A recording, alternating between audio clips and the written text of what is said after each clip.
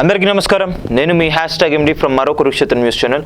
Welcome to today story board. ఈరోజు story బోర్డులో నా వెనక తమ్ముళ్ళు ఏదో చూస్తుంటే మీకు అర్థమవుతుంది. నో గ్యారంటీ పిక్చర్ అభి బాకీ హై. ఇంతకీ ఎవరన్నారు, ఎందుకు ఆ బ్యాక్గ్రౌండ్ వేయాల్సి వచ్చింది, ఇది మొత్తం కూడా వాళ్ళు చర్చించబోతున్నాం. ఏంటిదంటే రాష్ట్ర రాజకీయాల్లో జగన్మోహన్ రెడ్డి గారు అనే ఒక వ్యక్తి పేరు మనం తలుచుకుంటే ఒకే ఒక్క పదం మనకి గుర్తుకొస్తుంది. అదేంటిదంటే మొండితనం. ఎంతటి కష్టం వచ్చినా కూడా మొండిగా ఎదుర్కొంటాననే ఒక దృక్పథంతో ఆయన ముందుకెళ్తూ ఉంటారు. అందులో భాగంగానే కాంగ్రెస్ పార్టీతో విభేదించి బయటికి రావడం కావచ్చు, వైఎస్ఆర్ కాంగ్రెస్ పార్టీని స్థాపించడం కావచ్చు, ఉప ఎన్నికల్లో సొంత బాబాపై పోటీ చేయడం కావచ్చు, 2 సీట్లతో నెగ్గినా, దాని తర్వాత 18కి పెరిగిన 67 స్థానాలు గెలిచి ప్రతిపక్షానికి పరిమితమైన 2019లో 151 సీట్లు కొట్టిన ఎక్కడా కూడా తలొగ్గని పరిస్థితి, ఎక్కడా కూడా రాజీ పడకుండా ముందుకెళ్ళిన వ్యక్తి ఆయన. సో అటువంటి వ్యక్తి ఎలాగైనా 30 ఏళ్ళు అధికారంలో ఉండాలని చెప్పి ఒక టార్గెట్ని అయితే ఫిక్స్ చేసుకున్నారు. ఆల్రెడీ ఒక 5 ఇయర్స్ స్పాన్ అయితే అయిపోయింది. ఇప్పుడు సెకండ్ టర్మ్ అంటే జగన్ 2.0కి ఏమేం కావాలో అవన్నీ కూడా ఒక్కొక్క ఇంగ్రీడియంట్గా పూసగుచ్చినట్టు మొత్తం కూడా పేర్చి పెట్టుకుంటున్నారు. అందులో భాగంగానే సిట్టింగ్లను మార్చడం, అలానే సిట్టింగ్లని మార్చడంతో పాటు ట్రాన్స్ఫర్లు చేయడం, ఇవన్నీ కూడా ఇప్పటి వరకు ఎప్పుడు కూడా చేయలేదు ఇంత పెద్ద మొత్తంలో. అంత పెద్ద మొత్తంలో కూడా చేయడానికి ముందుకెళ్ళారంటే అది పెద్ద సాహసమే. ఇంత సాహసానికి ఒడిగట్టినా కూడా అక్కడ కొద్దో గొప్ప వ్యతిరేకత ఉన్నా కూడా ఆ మేరకు వ్యతిరేకత వచ్చిందా అంటే అంత మేరకు వ్యతిరేకత అయితే రాలేదు. అది మొత్తం కూడా సమర్థవంతమైన నాయకత్వం ఉండడం వల్లే ఇది మొత్తం కూడా సాధ్యపడింది. అదే గనక టీడీపీ జనసేన కూటమిలో గనక ఇంత పెద్ద మొత్తంలో వాళ్ళందరినీ కూడా మారిస్తే గనక అసలు ఆ పార్టీకి అత్తాపత్తా లేకుండా పోయేది.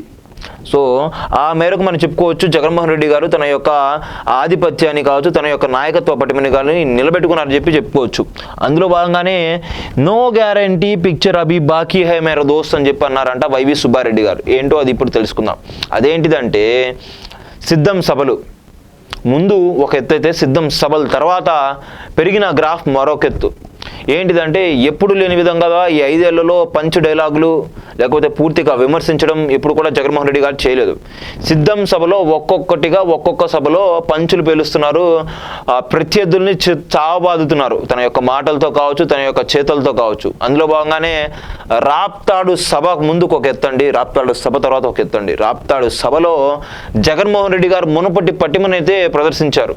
ఓదార్పు యాత్రలో లేకపోతే ఒక యువ జగన్మోహన్ రెడ్డిగా ఏ మీదకైతే దీక్షలు యాత్రలు చేశారో ఆ మునుపటి జగన్మోహన్ రెడ్డి గారిని అయితే గుర్తు చేశారు ఆ యొక్క సభలో.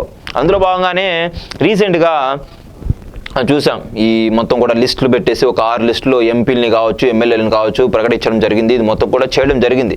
అయితే ఈ ప్రకటించేశారు అయిపోయింది కదా అని చెప్పి సంకలు గుద్దుకోకండి, ఇంకా అది ఫైనల్ కాదు అని చెప్పి ఒక బాంబును పేల్చారంట వైవి సుబ్బారెడ్డి గారు. ఏంటి అదంటే ఇప్పుడు మీకు టికెట్ ఆల్రెడీ కన్ఫర్మ్ చేసిన ఈ 6 లిస్టులో మళ్ళీ ఫైనల్ లిస్ట్ ఒకటి ఉంది. సిద్ధం సభల తర్వాత కంటెస్టెంట్స్ లిస్ట్ అయితే రిలీజ్ చేస్తారు.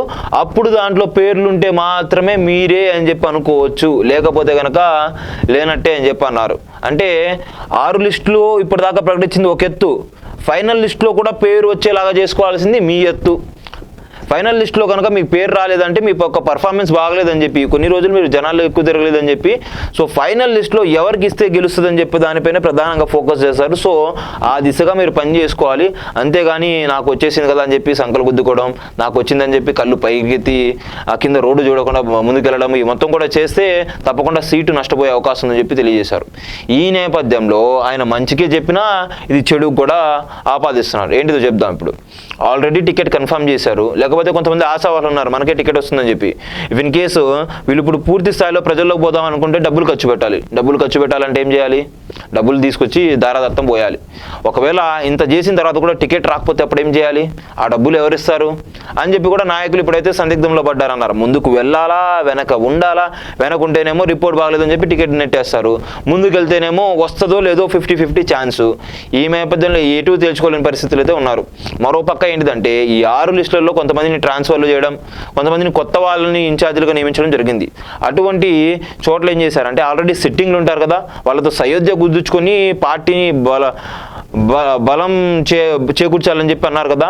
ఆ నేపథ్యంలో కొత్త ఇన్ఛార్జీలందరూ కూడా ఎమ్మెల్యేలతో కలిసి ముందుకెళ్దామని చెప్పి అనుకున్నా కానీ ఈ పాత స్థానిక సిట్టింగ్ ఎమ్మెల్యేలు ఎవరైతే ఉన్నారో ఒకవేళ ఈయన గెలిస్తే కనుక ఈయనకి ఇక్కడే ఇంకా రిపీటెడ్గా ఇస్తారేమో అన్నట్టుగా వాళ్ళు ఏం చేస్తున్నారంటే వాళ్ళతో కలుద్దామా వద్దన్నట్టుగా ఒకంత వ్యతిరేక భావంతో అయితే తప్పక వెళ్తున్నారే తప్ప కావాలని చెప్పి వెళ్ళట్లేదని చెప్పి మనకైతే గ్రౌండ్ లెవెల్ నుంచి రిపోర్ట్ వచ్చింది. ఈ నేపథ్యంలో ఇంకో విషయం ఏంటంటే ఈ కొత్త ఇన్ఛార్జీలు అందరూ కూడా ఏం చేస్తున్నారంటే జనాల్లో పోవాలి, వాళ్ళ యొక్క ఫేస్ పబ్లిక్ ఎక్కువగా చూపించుకోవాలి, పలానా వాళ్ళు ఉన్నారు, పలానా వాళ్ళు ఈసారి ఇలా కంటెస్ట్ చేయబోతున్నారని చెప్పి చెప్పుకోవాలి. అలాంటప్పుడు ఏం చేయాలి, గ్రామాల్లోకి వెళ్ళాలి, పట్టణాల్లోకి వెళ్ళాలి, ప్రతి ఊరు వాడ డోరు వెళ్ళి రావాలి. అలా వెళ్ళాలంటే స్థానిక ఎమ్మెల్యే సహాయ సహకారాలు, తన యొక్క క్యాడర్ సహాయ సహకారాలు చాలా అవసరం. ఈ నేపథ్యంలో సహాయ నిరాకరణ చేస్తున్నారంట ఆ సిట్టింగ్ ఎమ్మెల్యేలు. ఎందుకు చేస్తారు? ఆయన ఓడిపోతే నా విలువ తెలుస్తుంది, ఈసారి నాకు ఇక్కడే ఇస్తారని వాళ్ళు చేస్తున్నారు.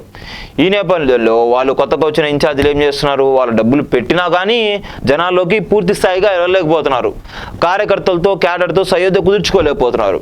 అటు ఇటు 2 చోట్ల నష్టాలే జరుగుతున్నాయి. ఏదైతే ఏమైంది కానీ అటు పక్కన చంద్రబాబు నాయుడు గారు కూడా నిన్న చెప్పారు 118 మంది లిస్టు రిలీజ్ చేశాను, ఇంకా ఇదే ఫైనల్ కాదు, ప్రతి వారం రిపోర్ట్ తీసుకుంటాను, ఆ రిపోర్ట్లో మీకు పాస్ మార్కులు పడితే మీరు గెలుస్తారంటే మాత్రమే మీకు టికెట్ ఉంటుంది, లేకపోతే తీసేస్తాను, నో డౌట్. దాంట్లో మీరు మీ యొక్క పర్ఫార్మెన్స్ చూపిస్తేనే మీకు సీట్ ఉంటుందని చెప్పి అన్నారు. ఆయన కూడా జగన్మోహన్ రెడ్డి పందాన్ని ఫాలో అవుతున్నారు. జగన్మోహన్ రెడ్డి గారు కూడా ఏం చెప్పారు, నాకు గెలుపు గుర్రాలే కావాలి, ఎవరు గెలుస్తారో వాళ్ళకే కావాలి, మనకి అధికారం అన్నది ఉంటేనే మనం ఏదైనా చేయగలం, మనకు జుట్టు ఉంటేనే ముడేసుకోగలం, లేకపోతే ముడేసుకోలేం అని చెప్పి పదే చెప్తా ఉంటారు. సో మీకు సీటు రాకపోయినా నాతో ఉంటే చాలు, మనం అధికారంలో వచ్చిన తర్వాత తప్పకుండా మీకు తగిన ప్రాధాన్యతనిస్తాను, తగిన పదవిని ఇస్తానని చెప్పి కూడా నామ పలికే ప్రయత్నం చేశారు. అదేవిధంగా ఇప్పుడు చంద్రబాబు నాయుడు గారు కూడా ఖిలాఖండిగా తెలియజేస్తున్నారు. ఇప్పుడు మరి చూడాలి, మరి ఈ 6 లిస్టుల్లో ఎంతమందికి వచ్చాయో, వాళ్ళు ఎంతమంది ఉంటారు, ఎంతమంది పోతారు, లేకపోతే ఎంతమంది కొత్త వాళ్ళకి అవకాశాలు వస్తాయి, అసలు ఇప్పటి వరకు ప్రకటించిన వాళ్ళ సంగతి ఏంటి, ఇవన్నీ కూడా చూస్తామంటే అయోమయం గందరగోళం లాగా ఉంది పరిస్థితి. ఏది ఏమైనా కానీ జగన్మోహన్ రెడ్డి గారు మాత్రం కొద్దిగా పక్కా ప్రణాళికతో వెళ్తున్నారు. ఎలక్షన్ని అధ్యయనం ఏ విధంగా చేశారంటే ఆవబోసినట్టు చేసేసారు అధ్యయనం మొత్తం కూడా. ఒక 2 సంవత్సరాల నుంచి దీనికి సంబంధించిన పూర్తి స్థాయిలో గ్రౌండ్ వర్క్ అయితే చేశారు. లైక్ గృహ సారథులను పెట్టడం, వాలంటీర్లను క్షేత్రస్థాయిలో తీసుకెళ్లడము, గడపకు అని చెప్పి ఎమ్మెల్యేలను పంపడం, ఈ మొత్తం కూడా చేయడం. ఇది మొత్తం చూస్తుంటే ఎలక్షన్ స్ట్రాటజీస్లో బిగ్గర్ హ్యాండ్ ఎవరికి ఉందంటే జగన్మోహన్ రెడ్డికే చెప్పొచ్చు. ఈ 3 పార్టీల్లో మనం చూస్తుంటే టీడీపీ జనసేన ఏంటంటే ప్రభుత్వ వ్యతిరేకతపైనే ప్రధానంగా ఆధారపడుతుంది. క్షేత్రస్థాయిలో ప్రజలను వెళ్ళి కలిసినట్టుగా ఎక్కడ కూడా లేరు. వాళ్ళ యొక్క నాయకులు కూడా అడపదడప మీటింగ్లు పెట్టడం తప్ప ప్రతి ఇంటింటికి వెళ్ళి పలకరించిన పరిస్థితి పాపానికి పోలేదు వాళ్ళు.